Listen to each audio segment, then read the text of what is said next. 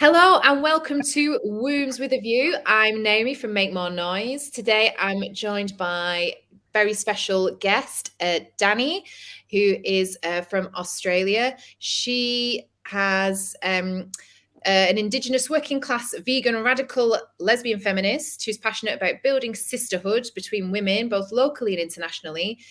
She's been involved in organising 5 women's liberation conferences in 3 countries, organised the first annual AWOL, is that Australian Women's Liberation? Does that stand for that? Yeah, gathering, and is currently active in building and maintaining women's land in New South Wales. We have Lisa Keogh from Abertay, studied at Abertay, Dundee. She's been in the news recently for being offensive on campus. How egregious. We're also joined by Amy Ichikawa, who is from Los Angeles, who works in prison reform and is working on keeping female prisons single sex. So thank you so much for coming. We're also joined by womb regular Iris, Ecuadorian mum on Twitter. So without any further ado, I'd like to hand over to you, Danny. You're calling in from Brisbane. And what is it that you want to talk about today on Wombs with a View? I'm actually living on the mid-north coast now, so that's okay. So I'd just like to acknowledge that I'm standing on Biripi land, that this land has never been ceded, and that I acknowledge that the elders, both past, present and emerging on the land I stand. So essentially, I was asked to talk about the situation that's currently kind of emerging out in the remote Aboriginal communities in the Northern Territory, particularly around the Katherine region. So about 4 or 5 days ago, the Northern Territory Chief Minister released a statement saying that he had that the Australian Defence Force, so the Army, was going into remote Aboriginal communities because of a health emergency that COVID had started spreading in the region, and has put 2 communities, I believe, Binjari and Rockcole, have been put into harsh lockdowns, and we believe that, and it has been reported that 38 Indigenous people have been removed from their traditional lands and taken to a facility that has been built in Howard Springs that has been called a quarantine camp. There has been some really distressing videos coming from some of the Indigenous elders, because there was no education or community consultation in attempting to address COVID spread, and the elders weren't of the region weren't involved in the Army. You know, the decisions to get the Army in to assist in dealing with the outbreak. So some elders have kind of like been panicking because they weren't hearing from the actual people on the ground what's going on, and there's been some kind of stories kind of circulating. So it was hard to kind of discern what was true because there was so much fear from the communities. So I've been trying to kind of watch as much as I can of some of the voices coming from the remote communities. And from what I can gather at this stage, there's a man called David Cole Lernpa in traditional name, and he's an elder living in Darwin. He's been quite badly harassed for standing against some of the measures that have been imposed on the communities out there, lockdowns and refusing service to people who are unvaccinated and things like that. So he contacted the people in the region. He said he'd talked to over 30 people and got more of an understanding of what's going on. They have said that although they have no evidence that police or the Army have forcefully, by like physical forced injections or physical forced quarantine removals. What they do know is that they are using all other forms of coercive control. So they've blocked the exits of all roads in and out of the communities, and are stopping anybody from entering or leaving the community. They're issuing $5,000 fines to anyone, who's scared and tries to get out bush, which would be the most safest option. Like if there's COVID running rampant in the community, going out bush would be the safest option. So they're stopping anybody from doing that. And they're issuing fines and then escorting them back to either lockdowns in their home or quarantine facilities. So essentially, in my mind, they're cutting off other options for them, and basically funneling them down this road. There's also the issues of language barriers. So a lot of these Indigenous people, they have 3-4 Indigenous languages that they speak before English is a language.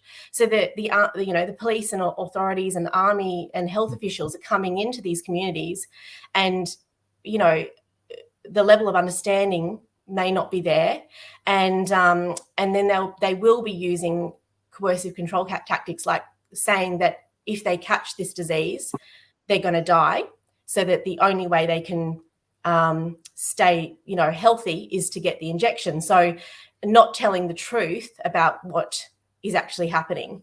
So that there are other ways of treating the disease, that the disease for young people has a very low danger. So none of that information is being passed on to the communities. And then, so you can imagine you're sitting out there in the remote community, you have very little language, you don't have as much access, maybe they don't have as easy internet access. There are so little services out there. There's very little essential services. So like things like grocery stores and things like that, there might be only one of them that you have to drive hours to. The distances are huge. So from Darwin to some of these remote communities, it's 4 to 5 hours drive. So Darwin's like the major capital city of the Northern Territory. So if there's only one Woolworths and they refuse access to anybody who's not been injected, it means that they've got no access to food. So every other method that they can use to force somebody to acquiesce to the injection is being used, instead of potentially other methods of education, or just freedom of choice. And there is no freedom of choice because there is no informed consent. The understanding of that this disease and that the injection is experimental. So none of that is being conveyed to the people. So you've just you're sitting in a remote Aboriginal community. You don't have as much access to information, and English is your 4th or 5th language, and the army shows up at your door and says there's this really dangerous disease, you have to get this injection, and they're injecting kids from 12 up as well. And all of those things are have been told to David Cole. So although that he has said that the stories around being chased down and physically forced don't appear to be what's happening, the other stuff, to me, is just as concerning. And so what they're getting is 100% rates of injections to those communities out there. The other thing that is concerning as well is that there have been, as far as official reports have gone, there's been 0 deaths and 0 admissions to ICU for COVID in remote, in the Northern Territories in totality, 0. Yet there are reports, and again, this is unconfirmed, but there are reports of elders dying from the injection. So something that's not even actually a present threat, because no one is dying, and they are saying that 26, 27 elders have passed away after these injections, or people in the community. And again, I can't confirm those numbers, but that's what the Indigenous people are saying. The Auntie June Mills, who released a really distressed video, which I don't think is entirely accurate, but she has kind of said that she believes that Michael Gunner, the Chief Minister of the Northern Territory, this is a land grab. You know, if they take elders off the land, if they take people off the land and put them into quarantine facilities and they die off the land, if they don't die on the land, then it doesn't become a sacred site that they can't use. So their plan is to frack 55% of the Northern Territory. I mean, this is what is on the cards. And if the corporations can't go in there because it's sacred land and there's laws protecting it and protecting the Indigenous sacred connection to the land, then they cannot, they can't break those laws. Whereas if they remove the people from the land, they die off site, they don't die on the land, then there are less protections around that land, and it can be more easily accessed to frack and destroy. So to me, it makes sense in a really sick, twisted way that this is what they're doing. So that's the kind of on the ground what I'm hearing from people from Darwin, what I did, the research I did last night. So yeah. Thank you so much for bringing that to us, Danny. I think what really struck me about hearing you speak just then was that you really tried to fact find with this, because I think there can be so much hysteria from all sides on this, whether we all think that COVID's around every corner and going to kill us all and our grannies tomorrow, or whether, you know, you said that some of the reports are unconfirmed of, for example, people being chased down the street and held down and forcibly injected. Well, we can't confirm that. That might be scaremongering from the other side. And it really strikes me that you've really tried to ascertain the veracity of what actually is going on. And I think throughout this whole thing, that has been missing from so much of the coverage on COVID. And the other thing that strikes me as well is the idea that these measures have been used they're disproportionately targeting people who are already disproportionately targeted by the police. You know, we've had that in the UK as well. I think the fines were disproportionately levied out against working class people in the UK, and I think Black and Asian people as well is disproportionate. They were more targeted for breaking lockdown, when actually lots of people broke lockdown. And that they've used the Coronavirus Act in the UK to bring through all these other sweeping laws. And so, yeah, I can completely see that they would be using these measures to usher in a lot of other stuff in the Northern Territories. Well, they said when they were building the camps, because, you know, there was a lot of fear in our population. I mean, the things that they are doing to the general population are, you know, really quite hard to. It's hard not to be really scared. I'm not injected, and I'm not able to go and do most of the things that I would usually be able to do. And I've lost my job, and, you know, so they are using those measures on the rest of Australia. So it's hard not to be scared. But they said when they were building the quarantine camps, that they were to be used for international travellers to be placed in there to isolate for 2 weeks before they were able to travel Australia. So that's what they were told, that we were told they would be used. They were not saying that they would be using them on their own people. So funny how that's happened, isn't it? Funny how they say one thing and do something else, and then yeah, we can see that's not true. They are using it for people. Yeah, it is scary though. To be honest, I've watched a little bit of what's going on in Australia, but I honestly try and avoid it because it scares me. Because we're not that far off. Obviously, you're being in your situation. It's the Indigenous people, in our situation, it's the working class people. So it's just too much for my brain to cope that we're going there. Yeah. Scary. Yeah. Does anybody else have anything to add to this? I want to ask Danny anything about the situation in Australia. Yeah, go ahead. You just unmute yourself, Lisa. Yeah, it's fine. Cool. Sorry, I was just going to say, why do you think they're doing this? Like, obviously, why do you think they're doing the forced injections? Like, it doesn't make sense. I've done a little bit of research. I don't know a lot about the COVID vaccine, but I read a report the other day saying that you've got more chance of catching COVID after you've had the vaccine. So why do you think they're trying to force these people to have the vaccine? Look, when I lost my job, I started kind of trying to research more around why have I been mandated to take this? Am I actually wrong? I was a childcare worker. And so,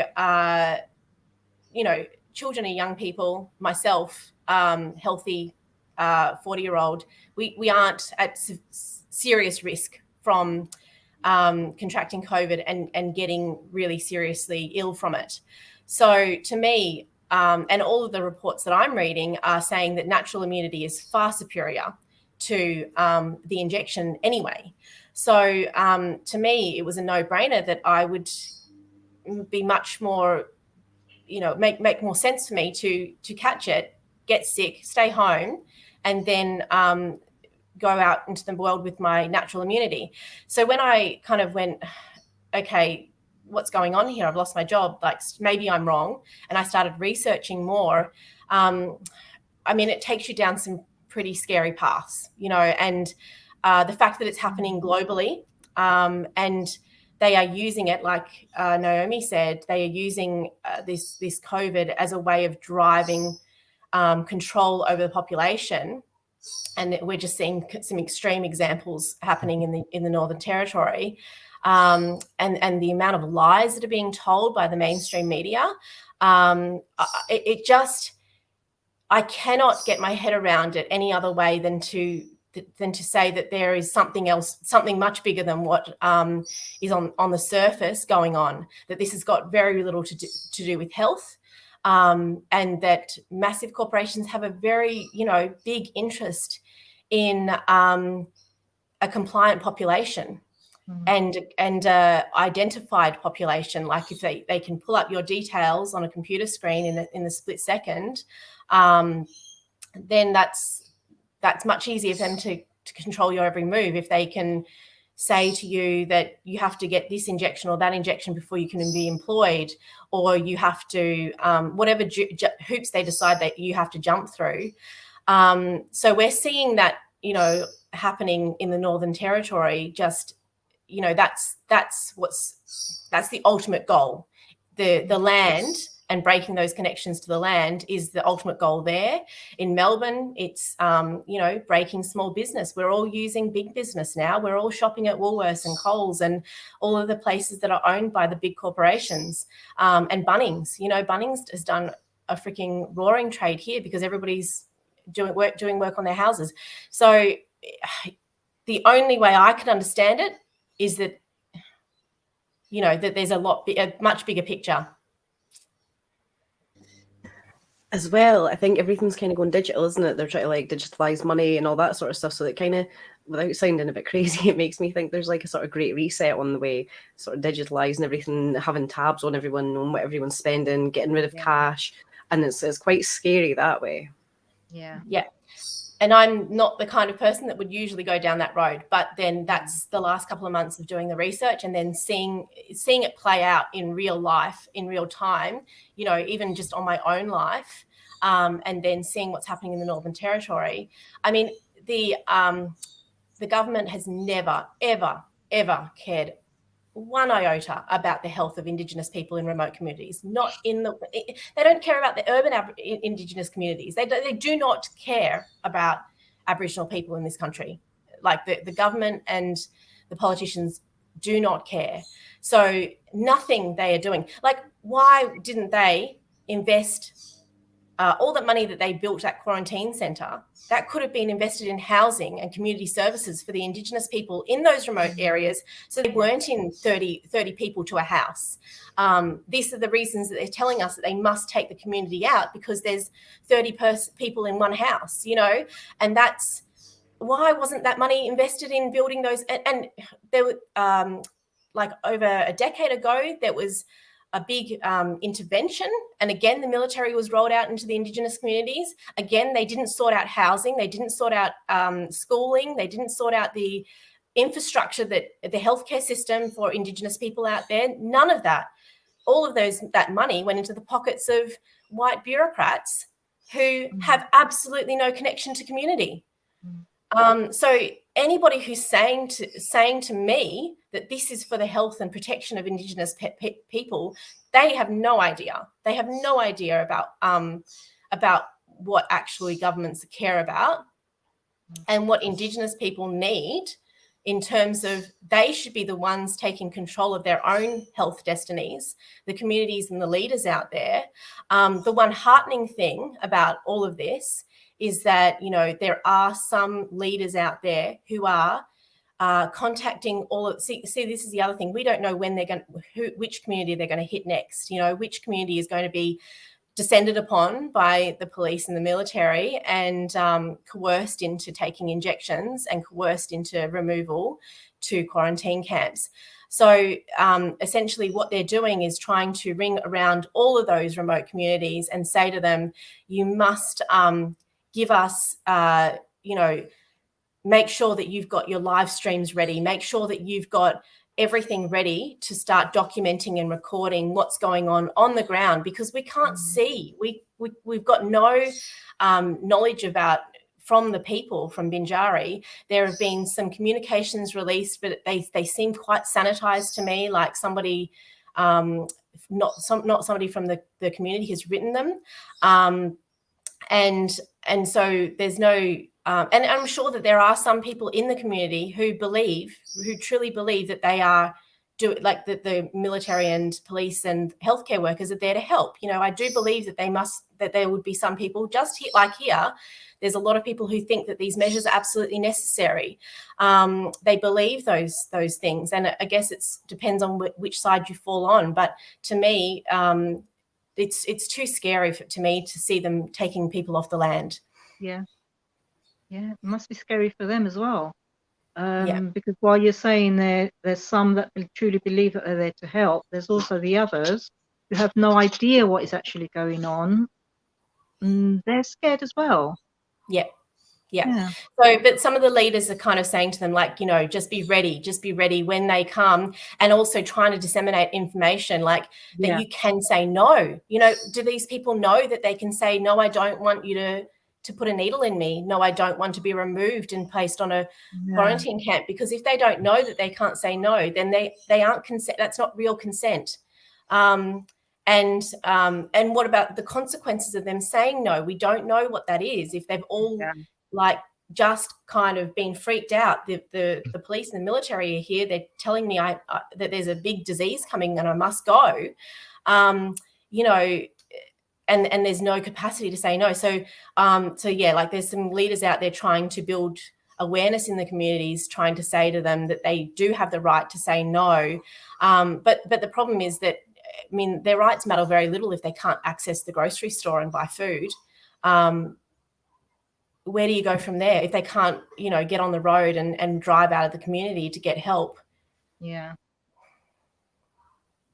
I think obviously fear is the easiest way to control people. If they've got this sort of mass panic going on, it's easier to control them. And that's exactly what we've experienced for the last 20 months in Australia. A complete, you know, brainwashing into being absolutely terrified that we say yes to anything that happens. And they've just taken this long to get out to the Northern Territory to do it to them. I I think it's a little bit similar here as well. Like they've taken away somewhat our human rights, and if we behave and we sort of follow the rules that they're giving us, they're kind of spoon feeding us little bits of our human rights back. And I don't think it's fair. Like there's people that are taking the COVID vaccine here because they're going to lose their jobs. Like I personally know people that have had both their jabs and their boosters. I won't say where they work, but it's quite obvious. And they were told, if you don't take these, you don't have a job. Like think of other sort of things. So these are people with mortgages and children. They've got really no choice. And that kind of choice, that's not a fully consensual choice. You're making a choice because you don't have a choice. Yeah. That informed consent is so vital. I mean, when I was incarcerated in 2009 during the swine flu, I didn't understand that I could say no to the vaccine.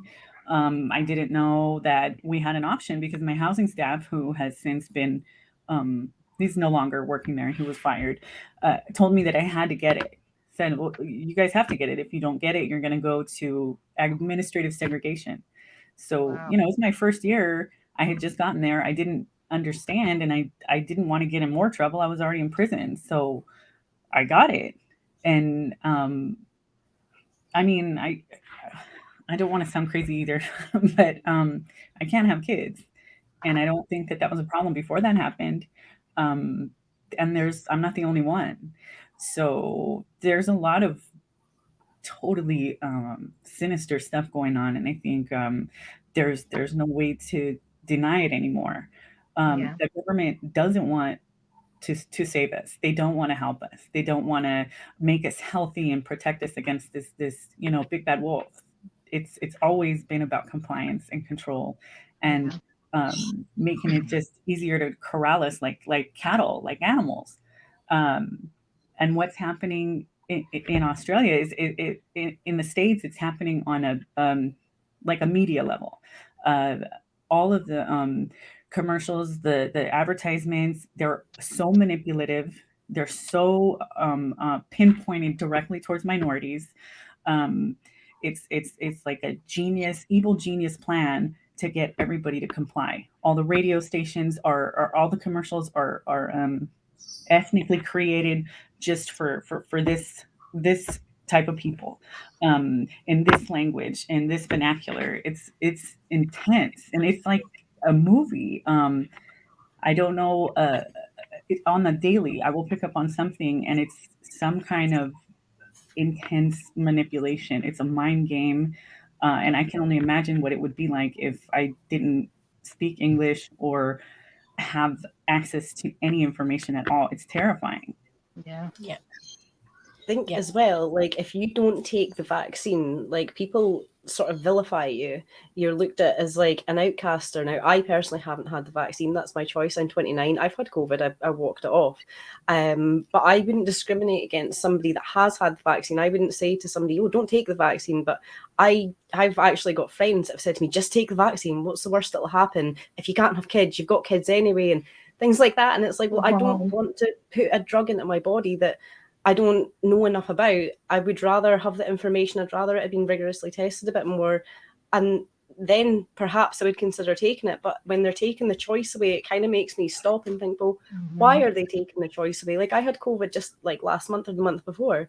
And I'm 29. I'm relatively healthy. I had a couple of days in bed. I lost taste and smell for a couple of days. And now I'm okay. Yeah. They've erased everybody's memory of the flu in the 80s and the 90s. It was the flu, and people's grandparents would die sometimes, and you would throw up and you would get a fever, and everybody forgot that we used to get sick before this, and with this new like experimental weird stuff, what immune systems are we going to have that we're able to naturally defend ourselves over something as simple as a cold? It's My children, they've got colds all the time now because obviously they're having to sit in school and the windows are open and we're in the middle of winter. They're told to take extra jackets and things like that, and they're coming home with runny noses. They've not caught COVID. Even like they shared a house and we were in a hotel and things. They shared a hotel room with us when we had COVID, but they didn't catch it. And they're obviously at school. Windows are open. They're freezing cold. It's raining and all the rest of it. And they're coming home with everything because they were locked away for so long. They didn't get to sort of build up an immunity against anything, and now obviously they're freezing in class, and I don't see how that's any better. Yeah. I mean generally I think that people are starting to understand that these measures have basically nothing to do with health. And so when you kind of look at what's going on in the Northern Territory, it's just it can only be explained by the control tactics and stuff like that. I mean, and I think the other thing about all of this is that the Indigenous communities have been persecuted like this since colonization, since we invaded the country, and so essentially this is just part of the same journey for them. And what I'm again heartened by is that significant numbers of Australians are starting to pay attention because it's because of the things that are happening to them. They're relating it, and they're actually, more able to relate to Indigenous Australia. And there's some bridges kind of being formed and built on that. And that gives me a lot of hope. I mean, the freedom kind of movement here in Australia is very white male dominated, but there are some voices emerging now that are, I know that there's a Sudanese refugee who speaks often at the Melbourne rallies, for example, and definitely there's starting to be a shift, especially now that what we're seeing what's happening in the NT. Independent media has just started skyrocketing here. I didn't know that there was much, but now there's some really fantastic kind of like people producing media in Australia and they're getting more views than the mainstream media. I know after the Melbourne March last weekend, it was like something like one of the independent media people, he said that something like 1,600,000 had logged onto his channel, which is more than the mainstream media. So we're starting to see a shift in people starting to turn away from mainstream media.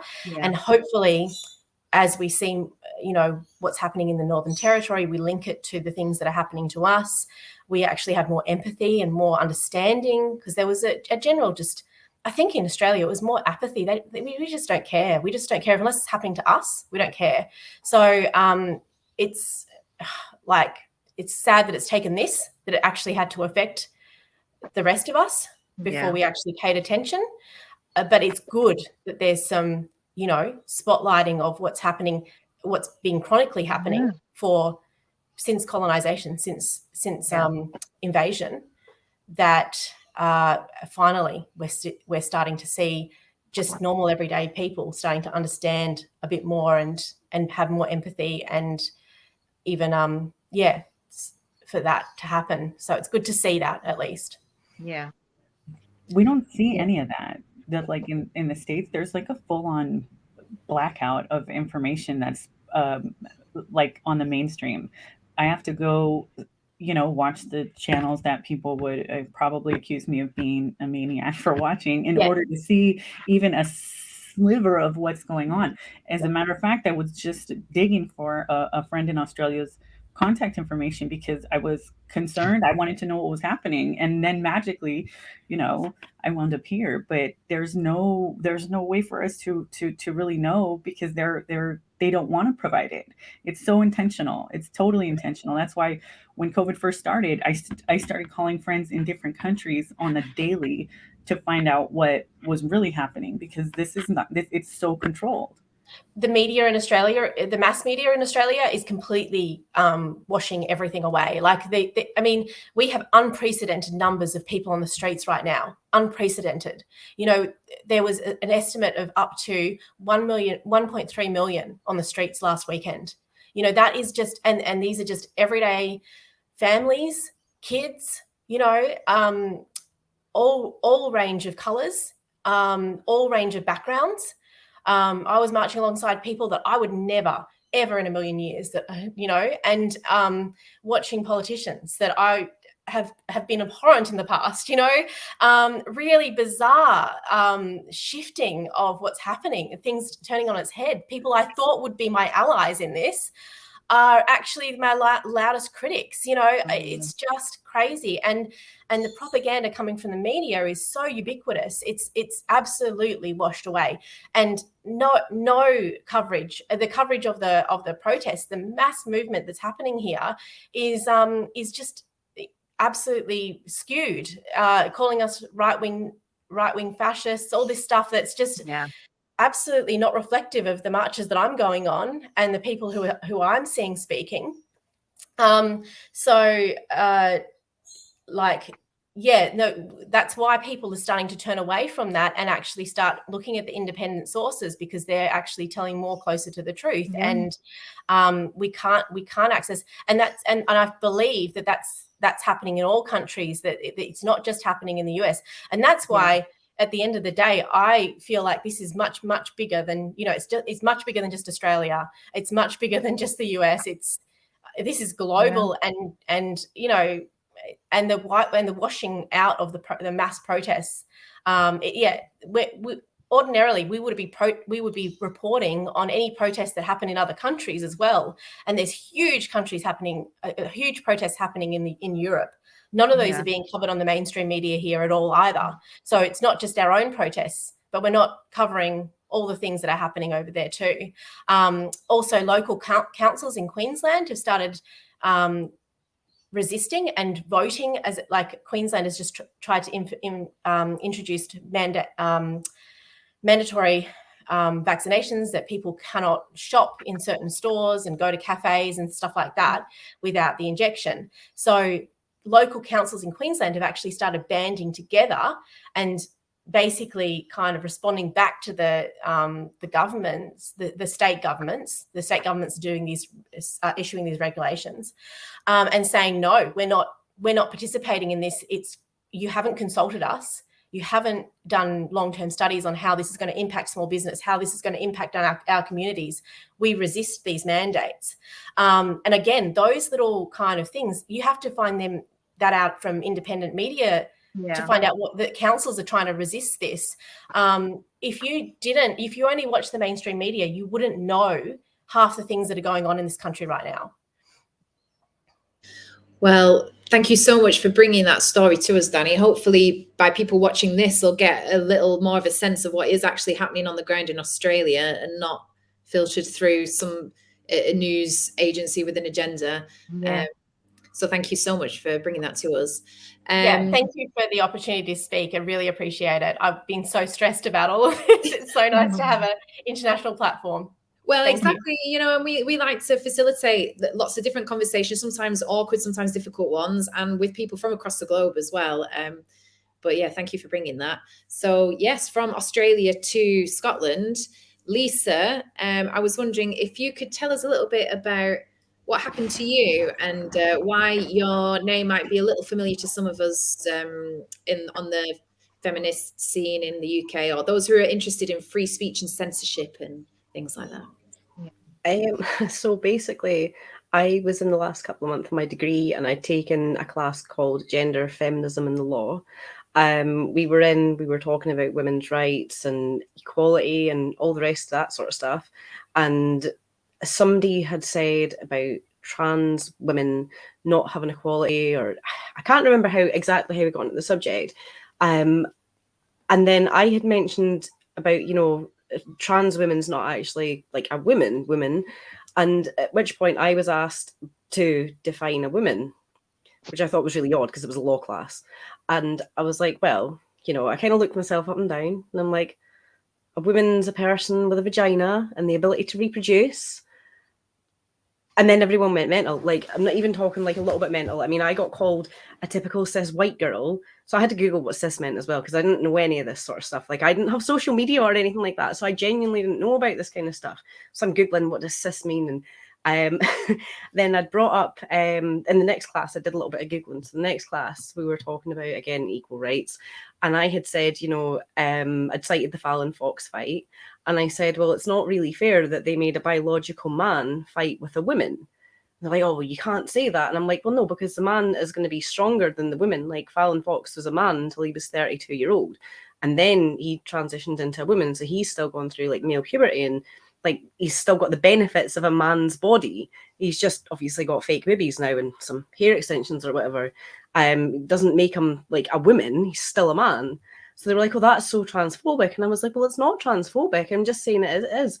And they said, so you're saying that men are stronger than women? And I was like, well, yeah, I was a mechanic for 6 years. I was like, and obviously I know that men are stronger than women. There was certain things in the garage I couldn't do on my own. Like lifting things, if I was trying to lift heavy things and whatnot, I'd ask the men for a hand. So they're like, oh, that's so sexist, you're so misogynistic and blah, blah. I was like, I can't be misogynistic, I'm not a man. And then I think the thing that put the final nail in the coffin for me was I said that not all men were rapists. So they were on about like all men being rapists. And I was like, well, all men are not rapists. Like all men have got the ability to rape, because obviously Scots law, the definition of rape is penile penetration via the anus, mouth, or vagina. So I was like, so all men have got the ability to rape, but not all men go on to rape. And honestly, you'd have thought I'd set a bomb off in that class. You literally would have thought I'd set a bomb off. So they started like shouting about my children. They were calling my children, I've got 2 boys. They were saying that my children were going to be rapists. One of them actually turned around and said to me, I hope your children get attacked because they're boys. It was just vile. That's some of the nicer things that were said to me. But the stuff that I endured, and that sort of, when did it start? January to March. So in those 3 months, the stuff that I actually endured was horrific. I didn't report it because it was a debate class. We were all entitled to our own opinion. I was called some really horrible names. I was accused of being a rape apologist. Like I say, I was called a typical cis white girl. My children were attacked. I even like, you know, the stuff that was said to me, you wouldn't say to your worst enemy. And to be fair, had we been in face-to-face classes, I don't believe these things would have been said to me. I think it was the equivalent to like a Twitter warrior, a keyboard warrior, or something like that. That's why these things were said to me, because there's no consequences for their actions. Even though the lectures were recorded, there was still no consequences for their actions. Wow. And where do you find yourself now? So you graduated, did you? Yeah. I graduated in July. Congratulations. Well done, Lisa. Yeah, what has been the fallout of that then? Is you did get a bit of media attention, but what was it in the Abate policy that kind of enabled this stuff to happen and for you to be harassed to the extent that you were? I don't know, actually. So I got an email, and the email said on it that you have been accused of making inappropriate comments in class discussions. So obviously I was given a list of dates for April that I could attend this meeting. And I mean, I was panicking. I'm thinking to myself, what have I said? I've not said anything offensive. And, you know, it's you kind of going over things. And I went to this meeting, and the investigator, she was like, oh, we're going to talk about the things you've said. Do you want to admit to being offensive? And I was like, well, no, not until you tell me what I've said. What have I said that's offensive? So, oh, we will tease it out through this meeting. So I had to sit in this meeting for about 15 minutes before she said to me, and I quote, did you say that women have vaginas? I was like, excuse me, what? And she's like, did you say that only women have got vaginas? No, it wasn't only, because I never said only women have got vaginas. I just said a woman, somebody born with a vagina. And she was like, did you say that women have got vaginas? And I was like, well, yeah. She went, well, can you see why that's offensive? I honestly, right, I didn't realize that she was being serious to an extent. Like, you know, you got that little voice in your head that's like, oh, this is a joke, this is so mistake. So I was like, no, I can't see why that's offensive. So she's like, right, the next question is, you've been accused of saying that men are stronger than women. Did you say that men are stronger than women? I was like, yeah. And she went, can you see why that's offensive? And I was like, look, can you see why that's offensive? And she went, I'm not allowed to answer these questions. My opinion doesn't count. Can you see why it's offensive? I'm like, well, absolutely not. I can't see why it's offensive. And I obviously gave a reason as to why I'd said this, as I did with the vagina comment, as I did with the rapist comment. But honestly, I realized like that was a total free speech thing. Like because somebody took offense to me saying that women have got vaginas, I was put through a 2.5-month investigation. I was asked to apologize for it. And I'm sitting there and I'm thinking, well, no, I'm not apologizing. Obviously there's some other things I can't go into. But yeah, so I didn't apologize because I didn't say anything wrong. And they'd said you could get suspended, you could get expelled. And I was like, well, they can't expel me. I've got literally like a month left of uni. You can't expel me. And she's like, oh, we can. If expulsion happens, you'll lose your degree. And I mean, at that point, I think the penny dropped at that point when I was sitting in that meeting. And I realized just how serious this was. Well, I didn't even realize how serious it was. I just realized that the consequences for saying nothing wrong, because some people didn't like what I said. Like I was about to potentially lose my degree. It was a very real threat, and I'd worked hard for that. Yeah. And you're now, you're actually taking them to court now, aren't you? Yeah, so I went and sought legal advice, and on the 15th of October, I started legal proceedings against them. Because obviously it's ridiculous you've got to say this, but what's the word? They didn't allow me to express my belief that women have got vaginas. So under the Equality Act, they've breached, obviously, the Equality Act, even though I would still argue that women having vaginas isn't a belief. But I guess in this day and age, it is. It shouldn't be. Yeah, it shouldn't be. Yeah. So are you, because I clicked on your crowdfunder earlier on, and there was a problem with it. Yeah, so the crowdfunder's been taken down just now. It will be going back up about the 1st of December. Just there's been a few issues. We have got so far 13,500, so that's obviously safe. The money that we've got so far, the solicitor has been paid up to this point. So that's all good. And obviously the 1st of December, hopefully everything's up and running again and we can start taking more donations. Oh, that's wonderful, yeah. How did you find the reaction from your university friends and classmates, that, I mean, the ones that weren't accusing you of being hateful? Well, I have no university friends anymore. I've got one girl, that's a lie, sorry. I've got one woman who's 37 who still speaks to me. She'll meet me for coffees and things like that, and she can't believe that this is going on. She's got children herself, and obviously she's lived a little bit. She was supportive throughout it, but she's the only one, like a girl that I classed as almost a best friend, actually turned around to me and she was like, I can't believe you said those things. That's so offensive. She's like, you're not thinking about trans people. And I'm like, how's that offensive? And you can't just say that women have got vaginas. Do you realise how many people you might say that? And she is pretty woke, in all fairness. I was quite hurt by her reaction. So we didn't really speak much anymore. She didn't want to be seen with me or anything like that anymore, just because of the controversial figure that I am. Sorry, before I forget, I think last time you were on, you said that you weren't able to practice what you studied. Is that still the same case now? So I've approached a couple of lawyers, and they had said to me they wholeheartedly agree with what I've said, but because of obviously public perception, not like the general majority public, but because of obviously the sort of small minority of people that disagree with me, they can't be seen to employ me now, because if they employ me, they will get targeted and they've got to think about their businesses. So there's not really a career in law in Dundee for me. I may have to look further afield, maybe Aberdeen or Perth or something like that. But as for Dundee, which is probably the closest town to me, I'll not be practicing law. I'm too controversial, apparently. Wow.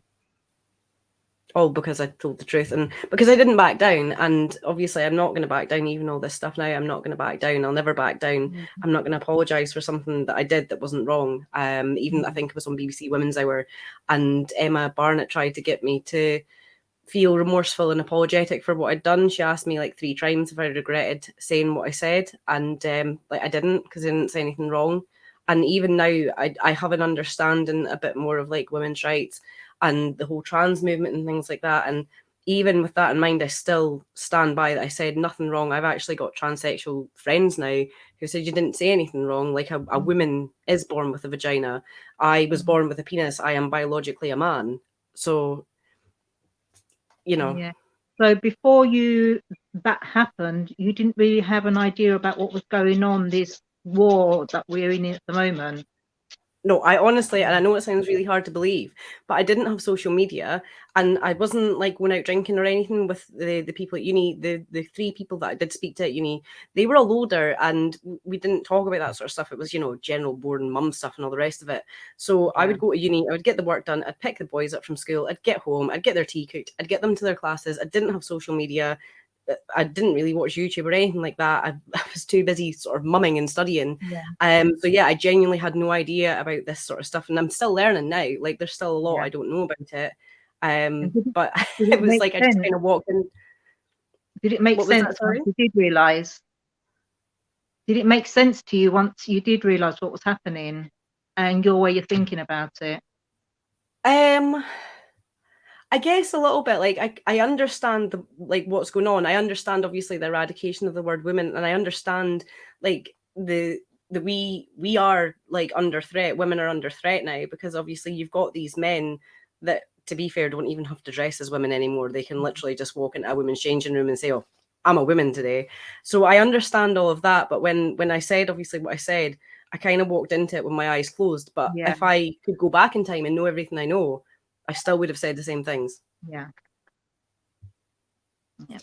Good for you. I think what really struck me about your story, Lisa, when I heard it, was just the heavy hammer of censorship that really did come down, like #no debate. You can't say this. You're the most awful person ever.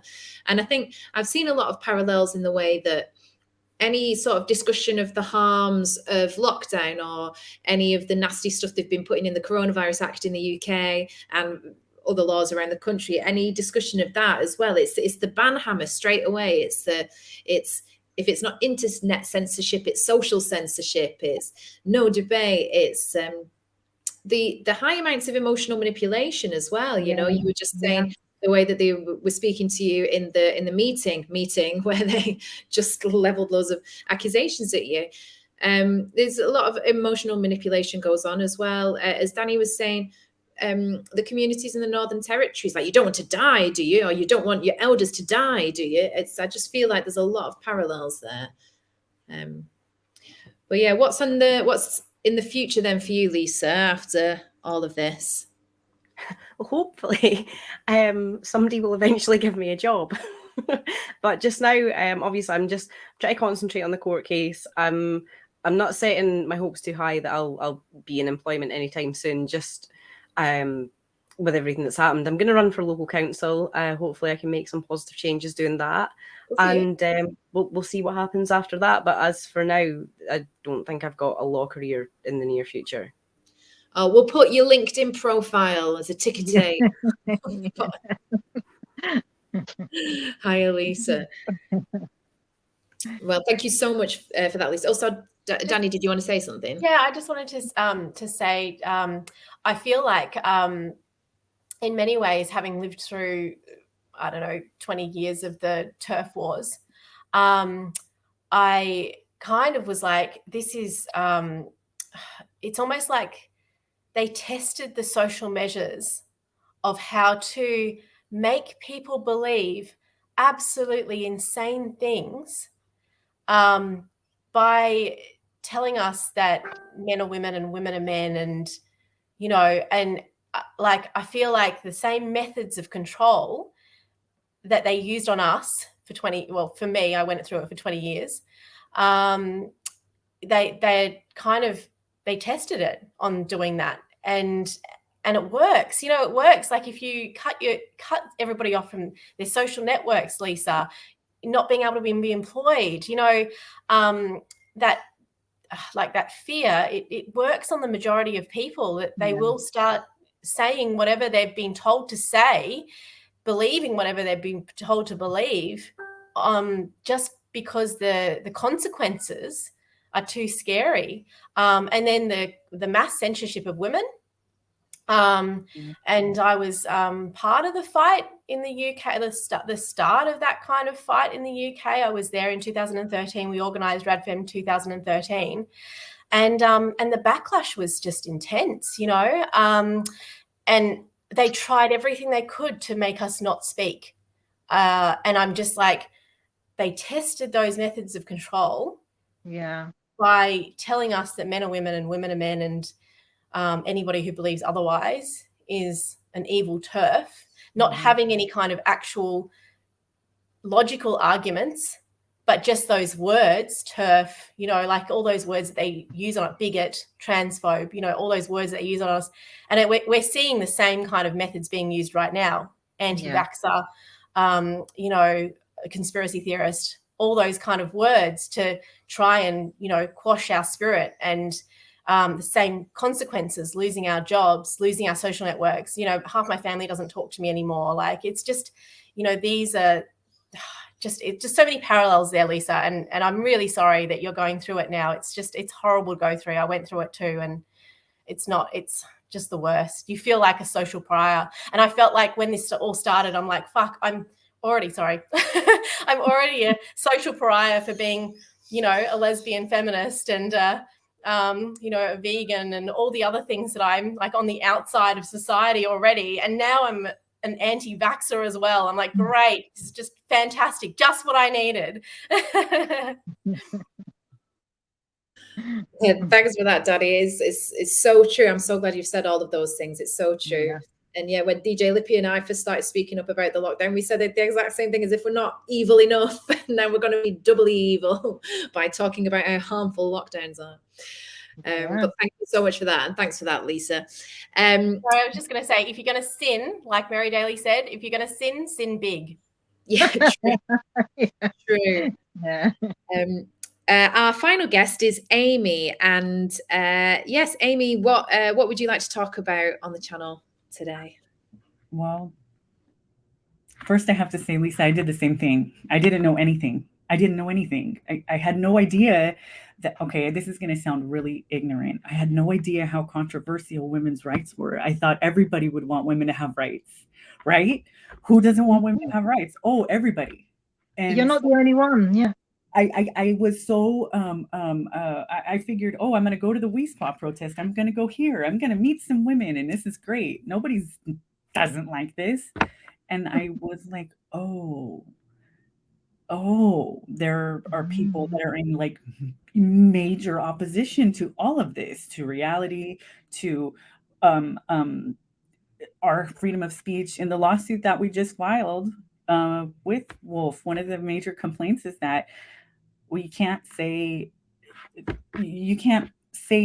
reality. There's things in complaints that are crossed out where it says man and it now says woman with a penis. What?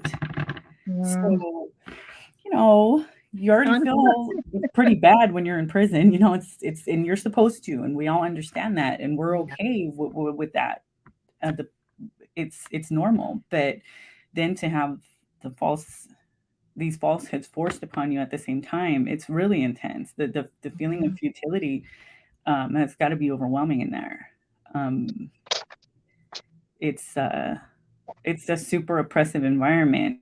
And I feel, again, this is another like science experiment from hell. This is another controlled environment where they can push the limits, see how long it's going to take for everybody to like fully assimilate and just go with this before they start doing it in the free world.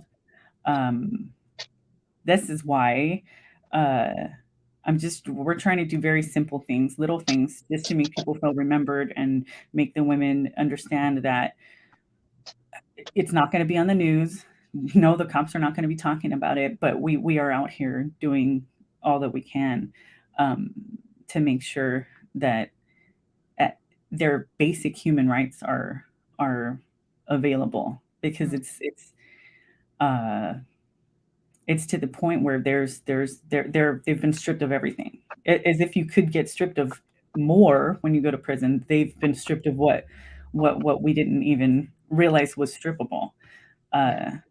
So we're gonna go sing at the fence. We're gonna Christmas carol at the 2 of the women's prisons in December, just to be there. It wasn't initially met with like too much excitement. Some levels it was, thought of as pointless. But even if we're just standing there singing to the fence, it's okay because they'll know we're there. Yeah. And I need for all of them to know that they're worth the trip, that they will be included in the holidays. Even if I have to send in a picture of just me and two other ladies smiling in front of the fence, we're going to do that. Because I don't know how much more they can go through. I don't know how much more they can be subjected to. I didn't think it would ever come to this, but I know that I've been wrong a lot, and it can obviously get worse. Yeah. They have absolutely no rights. If they complain, they're going to be penalized. Just like me, I had no idea, and I run in here saying, I'm not a cis. What is this? So there were the transphobia, the transphobic accusations came out, the white supremacist stuff. I laughed at some of it because it's so way out, but these are serious attempts at assassination of all our characters. Just to make sure that we don't, like, scare tactics, and I'm not scared. I've been called way worse than a white supremacist and a TERF. I was excited the first time I got called a TERF. I was like, wow, this is amazing. And people think I'm crazy because I've been studying what's going on in the UK. Look at it's crazy. I keep telling everybody over here, they're like 5-6 years ahead of the game in this arena. And this is what's going to happen if this goes unchecked. And they're just completely shocked when I explain what's going on in the prisons. Even the police. I mean, if I'm understanding correctly, police can like strip out and do cavity searches on somebody that they of the gender they identify with.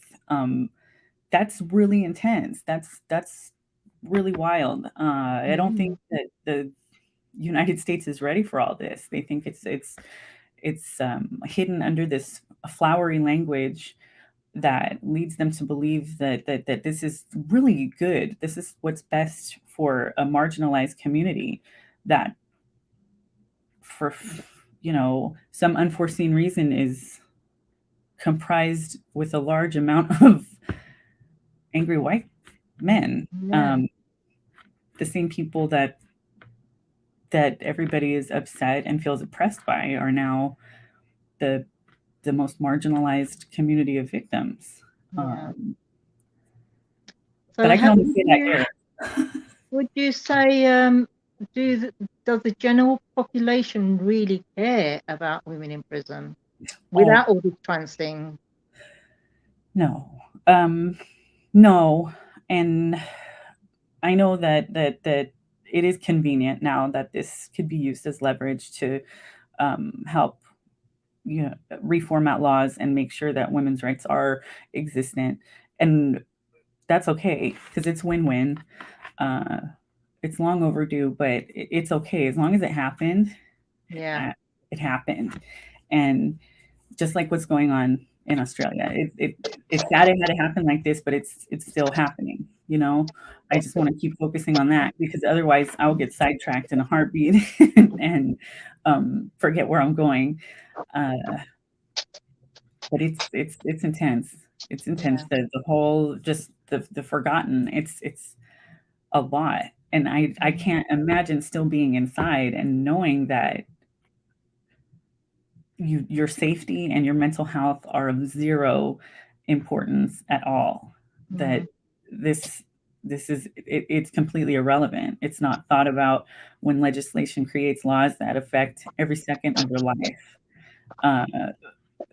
They have forums and roundtable discussions and give out surveys to the men's prison about how they want to format things in the women's prison. Mhm. But it's movement. There's a lot of stuff that's happening. There's a lot of voices that have been restored, and at the end of the day, I just feel like we already won. We already won. A lot of the women feel empowered. Something's changing. The environment's changing in there. They're starting to understand that they do have rights. They just have to advocate for themselves. Yeah. And we've been trained, we've been conditioned to think that you be quiet, don't say anything. You got to stay comfortable. They're going to take everything from you. Everything's already been taken from you. Mm. So those are invisible chains at that point. So it's happening. It's growing. It's good, but it's scary. Are you able to tell us a bit about the court action that's happening? Which one? The wolf one. Oh, I think so. Well, I can tell you not so much about the legalities, but the socially related things to that. Yeah. We're really excited. It finally happened. It was so much. It was really intense. It was a lot of work. It was a lot of hours. They've been so good to us. The week that we filed, it was. We were all frantic. It was wild. It was. I didn't sleep. I was scared. I don't know what I was scared for. I'm not there. The other plaintiffs, they were just ecstatic that it happened, because it doesn't happen often. Women in American prisons don't generally sue. It's very rare. And we really did it. So, I mean, we really honestly feel, I personally feel like we won already. Just to know that there's a platform that would hear us, and that there's an organization like Wolf that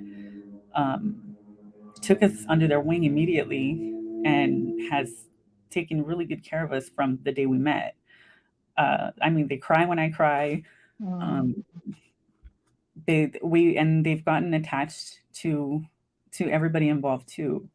I don't even know half of the plaintiffs, and I feel we all feel very close. I mean, I've missed 5 calls since we started. It's done something really special. It's helped me understand that I don't miss prison. I missed the female space. I missed sharing the space with women, and the I don't know. It's not magic, but what happens when we're together in a space that's just with women? Because I always thought I just missed prison. No, it's it's not prison I missed. It was the relationships and the strength of women together in solidarity. It is. I understand that when we have our monthly meetings that's organised by Host Parker, the Speaker's Corner one, and it's just wonderful. I mean, you stand and you listen to these women speaking. That's brilliant. But then you all get together afterwards, go to a place, have a drink, have a chat for however long you're there, and it's absolutely wonderful. You're with other women, all like-minded, and you discuss this, you discuss that. You're not worried about saying the wrong thing that's going to get you kicked off Twitter or Facebook. Or, we're free, basically. And in a way, yes, it's wonderful. In another way, it's sad. And that's the only place we can do it. Posey's the one. I'm in LA, and I had nowhere to turn. I didn't know who to call. I didn't know what organization, because even the women's organizations, the women are not at the forefront of their priorities anymore. So I just messaged Posey Parker. I messaged her, and she responded within 24 hours. And the next day we did a podcast, and then she introduced me to Wolf the day after that. I had to go to the UK for help. Wow. It's wild. And nobody's noticing. They're so underwhelmed in America by the complete erasure. It's happening right in front of our eyes, in the medical journals, in this curriculum in the schools. It's happening at the most rapid rate I've ever seen. And it's so fast. I don't know if people are making the connections or if they just really don't care. Yeah, I mean the schools thing is starting to blow up a bit. I think now the teaching there. I mean they're connecting it with this critical race theory, but it's not really connected. But they join them together to make it seem like it's worse than what it is. But in fact, they're actually objecting to the gendering of the schools. With the And I mean, the sports, girls' sports is done yeah, in the that's the States. biggest thing. Yeah, There's rape cases coming up, and multiple rape cases that are in the States that are active right now, and it's still not. They're still more interested in, I don't know, Britney Spears being liberated from her, conservatorship. It's always something sparkly over here that's used as a tool to just, keep everybody distracted and uninterested, I think. Yeah. Is there anything that our viewers or just us on this panel could do to help any of the women in prisons in LA? Well, I mean, donations always help. I've never really been comfortable asking for support of any kind, but the website does have a button. Communication is getting expensive because I do take several calls a day. I write 20 emails a day, and I always include the postage back. So this is, 160 stamps, electronic stamps a week. And that's all. I never want to have more than what I need. I don't want an excess. I just want to be able to cover the cost of communication and make sure if somebody does need something or has an emergency, I can try and help. It's because the nonprofit organizations in the United States are very profitable, and I don't want to participate in that arena.